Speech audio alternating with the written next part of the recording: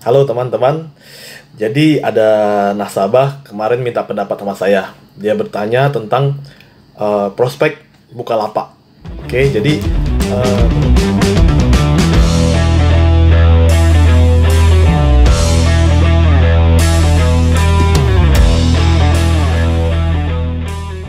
jadi menurut pertanyaan mereka adalah apakah kita worth it untuk ikut IPO dari Bukalapak ini?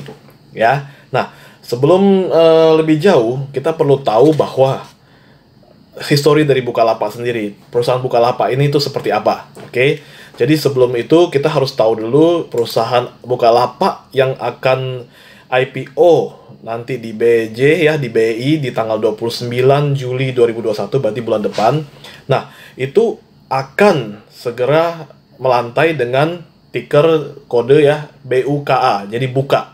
Oke. Nah, Bukalapak sendiri adalah salah satu unicorn ya, perusahaan unicorn di Indonesia, di mana perusahaan unicorn adalah perusahaan startup yang valuasinya mencapai 1 billion US dollar. Artinya they put a valuation to that company around sekitar 140 triliun rupiah. Oke. Nah, itu luar biasa ya. Nah, sebelum itu juga untuk sebagai bahan consideration, kita juga butuh tahu Bukalapak ini seberapa rame. Oke. Nah, di Bukalapak di Indonesia sendiri sekitar ada 10 startup yang luar biasa ya, yang cuman belum semuanya termasuk unicorn. Jadi marketplace yang di Indonesia, kita harus tahu dulu Bukalapak ini di level berapa. Nah, teman-teman pasti tahu marketplace yang lain adalah Tokopedia, Shopee. Nah, kita sering belanja di Shopee atau Tokopedia, juga di Bukalapak. Jadi, urutan Bukalapak sendiri sebenarnya berada di urutan ketiga. Saya punya datanya. Ya, Anda bisa lihat di monitor ya. Jadi, ada top 5 marketplace di Indonesia di kuartal pertama di tahun 2021. Nah, data ini saya ambil dari SimilarWeb. Oke. Nah, Tokopedia bagaimanapun Tokopedia tetap nomor 1. Ya, Tokopedia nomor 1 dengan traffic share sebesar 32,07%. Ya. Sementara yang nomor 2 yang menempel ketat dengan Tokopedia adalah Shopee ya. Kita tahu sendiri Shopee menjadi fenomena luar biasa belakangan ini, dan kemudian baru diikutin oleh Bukalapak di urutan ketiga. Oke. Nah, selebihnya adalah Lazada dan Blibli. Kita nggak bahas itu karena kita akan bahas tentang khusus IPO yang bulan depan ini, yaitu Bukalapak. Oke.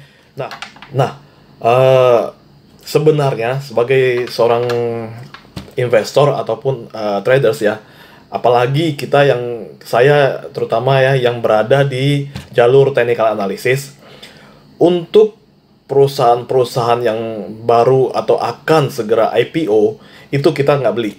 Oke, sebenarnya kenapa? Alasannya sebagai di jalur technical analysis ya, untuk perusahaan-perusahaan IPO ataupun yang baru IPO, segera IPO, itu minimum 6 bulan baru kita akan melirik. Kenapa? Karena tidak ada historical chartnya. Sebagai technical analyst, kita rely on the charts. Oke? Jadi kita hanya akan bertransaksi berdasarkan pergerakan harga yang tercermin di chart. Sementara perusahaan-perusahaan yang akan IPO atau yang barusan IPO sebelum 6 bulan itu tidak ketahuan chartnya seperti apa. Ibaratnya kita belum tahu ini saham ini adalah cowok atau cewek, kalau misalnya mau dibilang pemisalan ya, seperti itu. Nah, otomatis kita harus untuk kasus Bukalapak sendiri, otomatis ataupun saham-saham yang akan IPO untuk teman-teman jadiin acuan, otomatis untuk memutuskan ikut atau tidaknya pada suatu saham yang akan IPO, teman-teman harus membaca prospektusnya, ataupun minimum Anda harus mengetahui tentang laporan keuangan yang terjadi di perusahaan tersebut. Minimum perusahaan itu Anda tahulah bahwa perusahaan tersebut ada. Oke. Nah, berdasarkan dokumen IDX Mini Expose yang saya temukan ya, perusahaan startup untuk Bukalapak, dia mempunyai laporan keuangan seperti berikut ya. Saya tampilkan di monitor ya. Mempunyai laporan keuangan tahun 2020. Jadi pertama, Bukalapak mempunyai catatan kerugian sepanjang 2020 sebesar 1,34 triliun ya. Tapi ini adalah kerugian yang turun sebesar 51,73% dibanding tahun 2019. Oke. Jadi dengan kerugian sebesar 2,79 triliun. Jadi ada penurunan ya sebesar 51,73%. Oke, itu yang pertama. Yang kedua, Bukalapak mencatatkan pendapatan bersih sebesar 1,35 triliun, atau pendapatan ini naik sebesar 25,55% dibanding periode yang sama tahun sebelumnya, yaitu sebesar 1,07 T.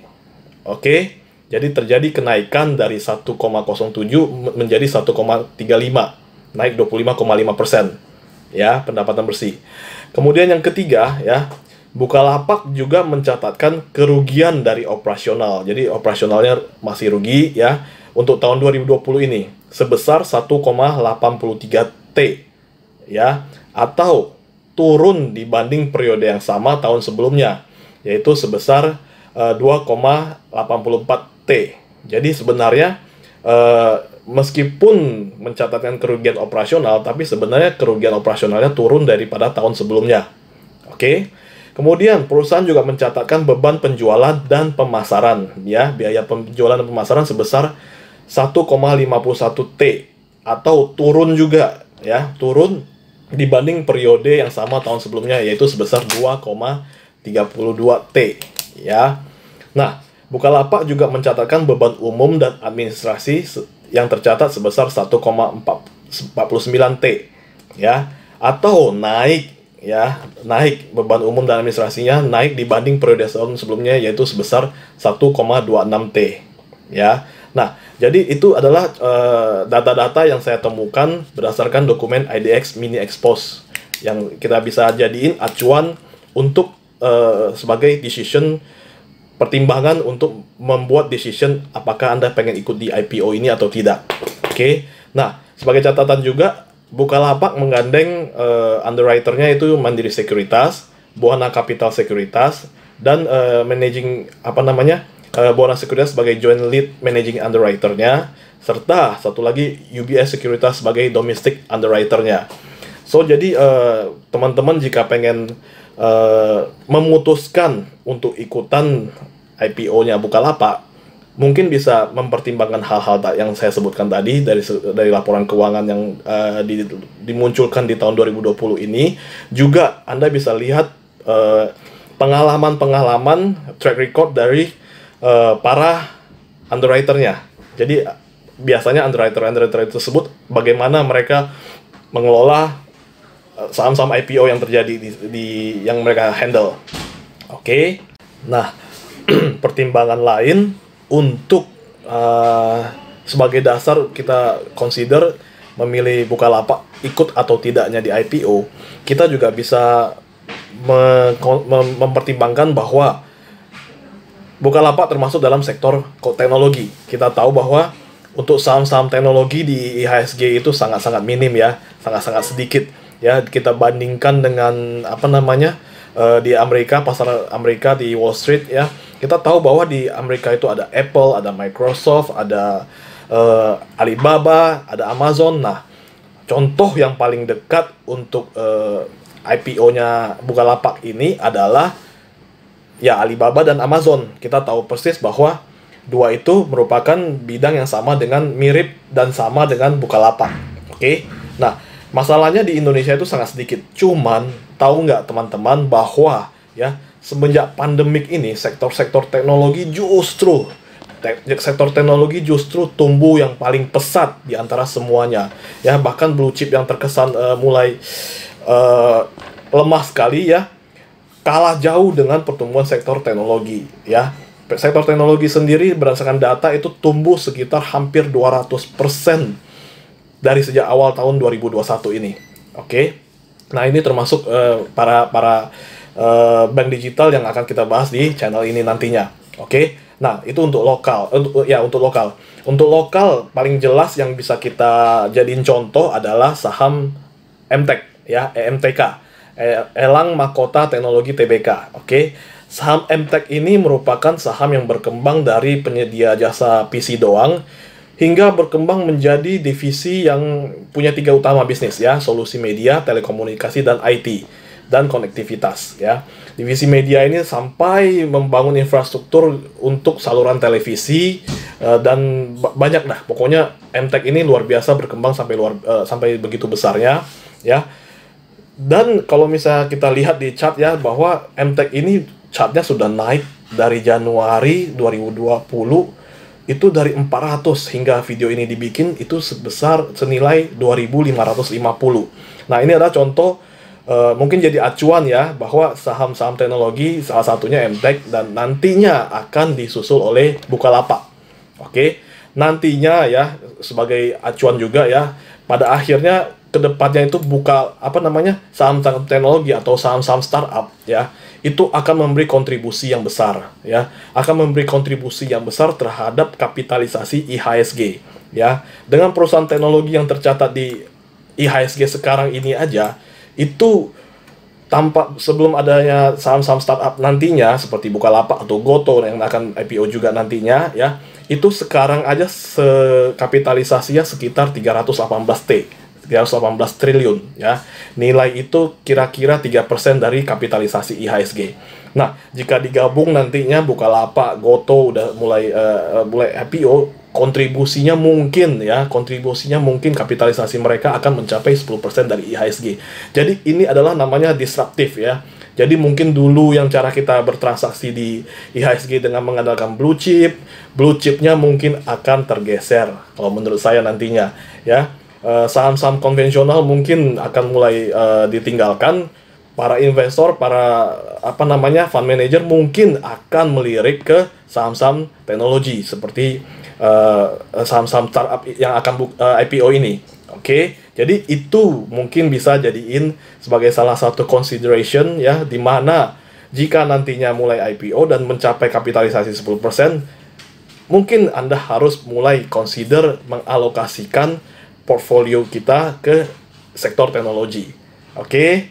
Nah, kira-kira dari pertimbangan-pertimbangan tersebut kita udah tahu bahwa dari laporan keuangannya, dari pembandingnya, dari cara trennya ya, sektornya, mungkin kita bisa jadiin pertimbangan buat teman-teman untuk mempertimbangkan mau ikut IPO Bukalapak atau tidak. Ya, semua kembali pada teman-teman.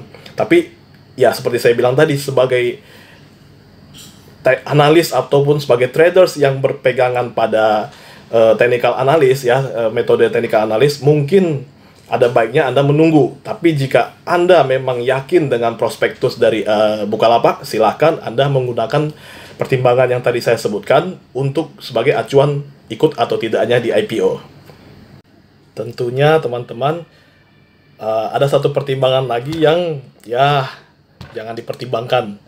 Jangan karena gara-gara Dian Sastro sebagai endorser Bukalapak, Anda mempertimbangkan, oh gara-gara Dian Sastro makanya saya beli Bukalapak. Ngaco ya. Oke, jadi semua kembali kepada teman-teman ya. Informasi yang saya berikan itu Anda bisa gunakan sebagai acuan. Kemudian jika teman-teman ada pertanyaan atau ada hal yang mau dibahas, oke, kita akan bahas sebagai salah satu solusi ataupun salah satu fasilitas yang saya berikan kepada para saham pemula yang masih pengen pertama kali coba terjun di dunia saham. Nah, silakan komen dan tanya di komentar. Oke, saya akan berusaha menjawab teman-teman. Thank you.